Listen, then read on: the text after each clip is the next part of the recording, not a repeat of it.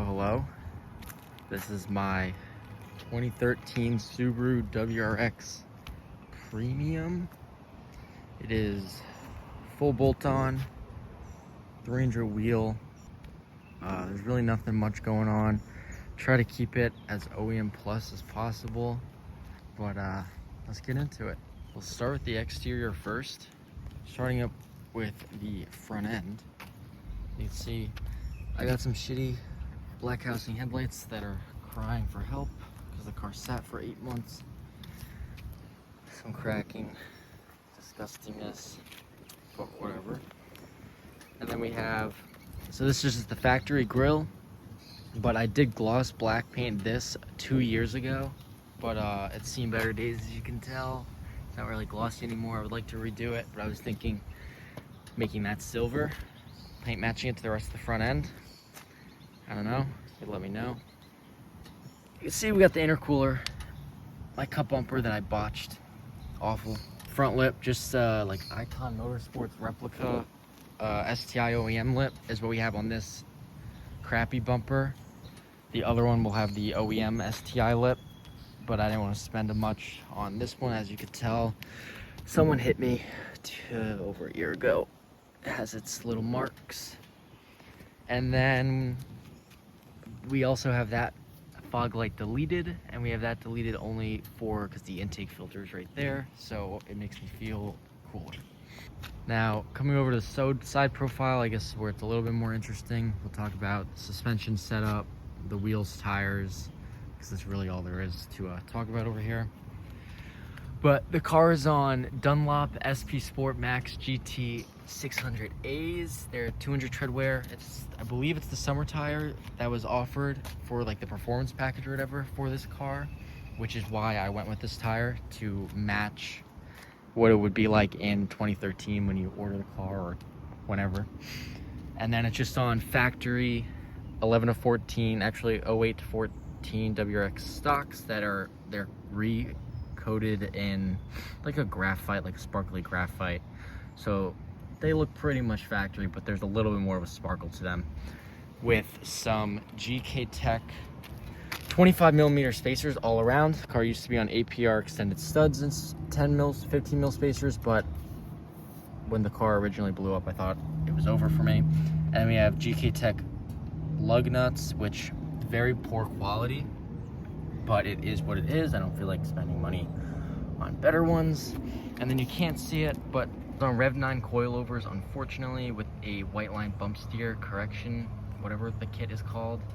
And that is what's going on up front. I believe that's all. And then in the rear, we have some adjustable control arms paired with the white line adjustable sway bar end links. And that is all that's going on in the back.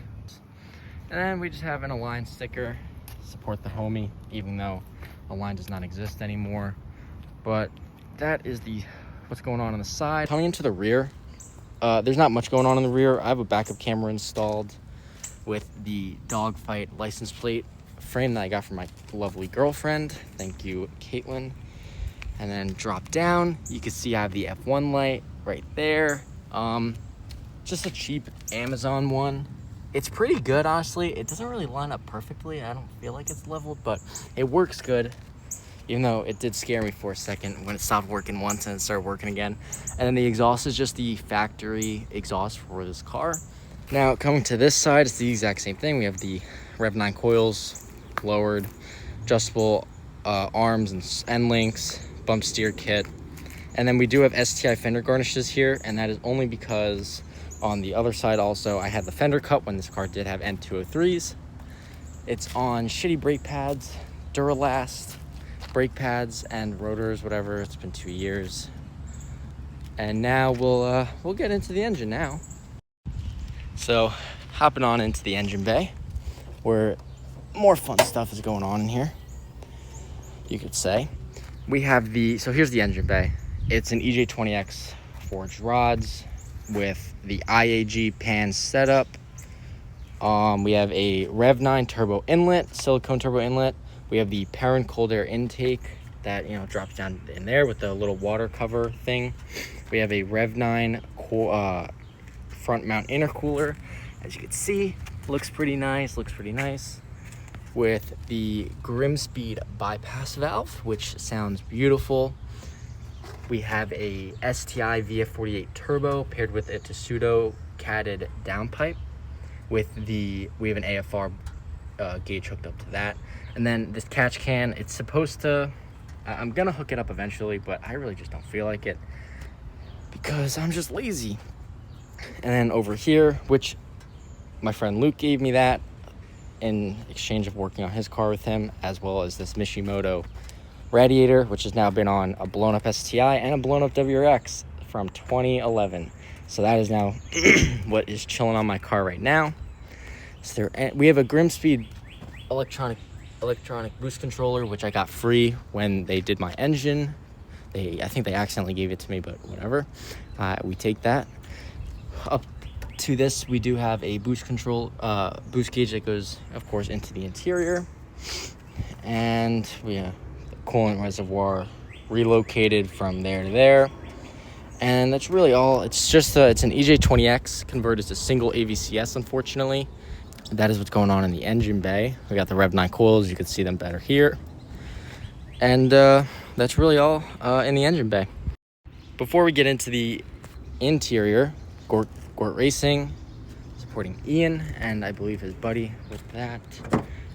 And then getting into the interior is pretty trash. This one, my interior specifically, as you can see, there's flaws. I don't clean it very often, but that is what it is. But starting off with here, we got a very poorly painted black trim here. Very poorly, so I'm not actually going to get up close with that.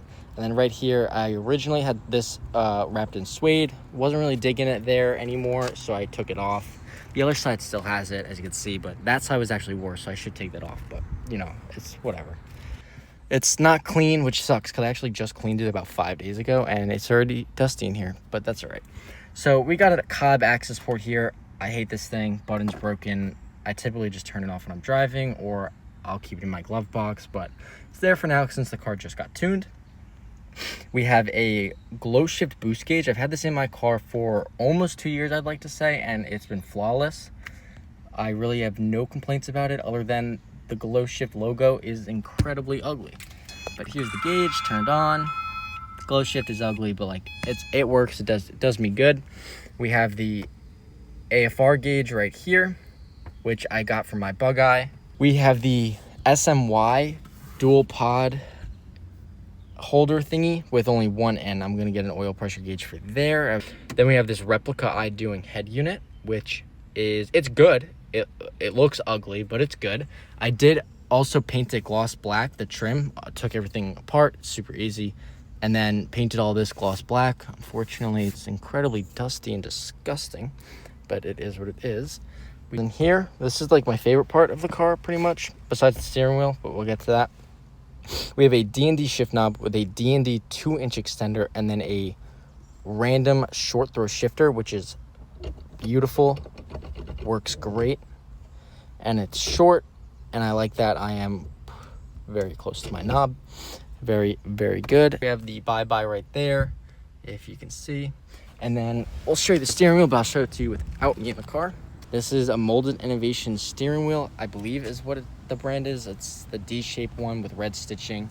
I really like it. This gets the job done. I got small hands. It makes me feel like the steering wheel is much smaller than it really is, so I really do appreciate it.